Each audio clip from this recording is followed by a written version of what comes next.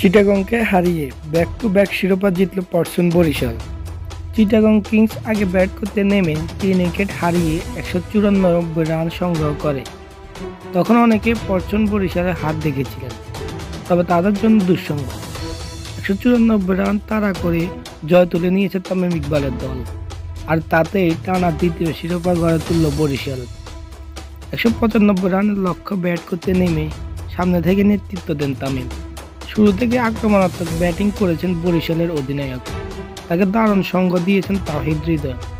29 বলে 54 রান করে ফেরেন তামিম। হৃদয়ের ব্যাট থেকে এসেছে 28 বলে 32 রান। ডাওয়েদ মালান পারেননি তেমন কিছু করতে, 2 বলে 1 রান করে ফিরেছেন তিনি। বরিশালকে ম্যাচে রাখেন কাইল মায়ার্স। দায়িত্বশীল ব্যাটিং করেছেন ওয়েস্ট ইন্ডিজের মারকুটে ব্যাটার, তাকে প্রথমে সঙ্গ দিয়েছেন মুশফিকুর রহিম, পরে মাহমুদুল্লাহ রিয়াদ। 9 বলে 3 বাউন্ডারিতে 16 রান করে ফিরেছেন মুশফিক। মায়ার্সের ব্যাট থেকে এসেছে 28 বলে 46 রান। এরপর 11 বলে 7 রান করা মাহমুদুল্লাহকে ফিরিয়ে ম্যাচ জমিয়ে তোলেন শরীফুল ইসলাম। তবে বরিশালকে ঠিকই ম্যাচ জিতিয়ে মাঠ ছেড়েছেন রিশাদ হোসেন। 6 বলে অপরাজিত 18 রানের ক্যামিও খেলেছেন দানাতি এই ব্যাটার। এর আগে টস জিতে চিটাগংকে প্রথমে ব্যাটিংয়ে পাঠান তামিম ইকবাল। পরশুন বরিশালের অধিনায়কের লক্ষ্যটা ছিল পরিষ্কার, যতটা কম রানে সম্ভব মোহাম্মদ মিঠুনের দলকে আটকে দেওয়া।